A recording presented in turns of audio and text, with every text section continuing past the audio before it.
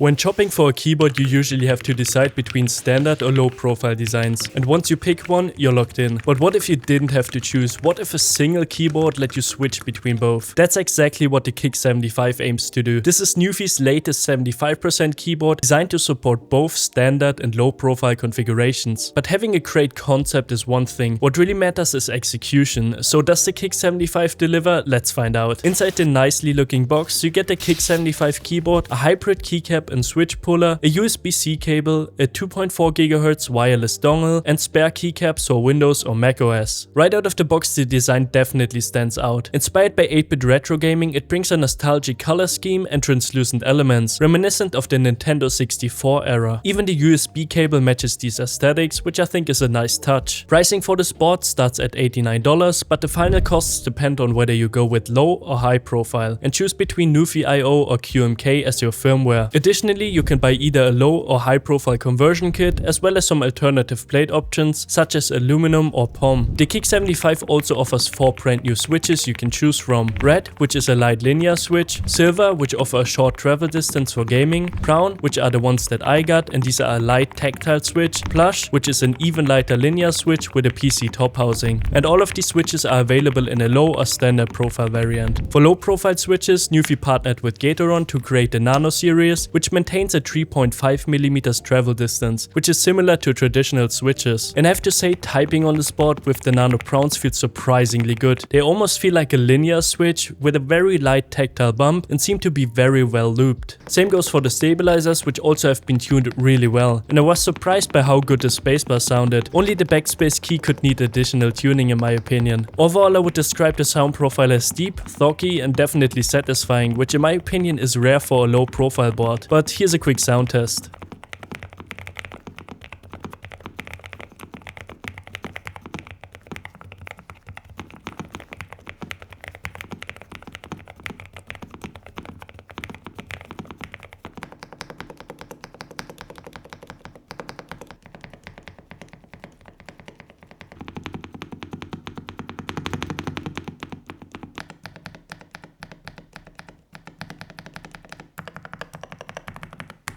The Kick75, however, isn't just about aesthetics and sound, it's also packed with a bunch of features. It's compatible with Mac and Windows, it offers tri-mode connectivity, which means USB-C wired, Bluetooth 2.4 GHz wireless, and both wired and 2.4 GHz run with a 1000 Hz polling rate, which in my opinion is solid and responsive for the average user. However, I wouldn't recommend it for competitive gaming. As for the battery life, I got around 280 hours without RGB and around 60 hours with RGB. This keyboard also offers a multifunction knob, which sits right in the corner. By default, it controls volume, but you should be able to remap it to different tasks via the firmware. But sadly, the firmware wasn't available when I was testing this keyboard. However, from my previous experience with Nuphy IO, I believe that it will work without any issues. And lastly, on the back of the keyboard, you will find switches for toggling set wired or wireless mode and switching between Mac and Windows layouts. As for the customization, Nuphy is also offering a few extras to enhance the Kick75. Firstly, a wrist rest, which is made out of a plush 4-ladder with a magnetic height adjustment tray, which makes it perfect for both low and high profile. Secondly, the before mentioned top cover kit,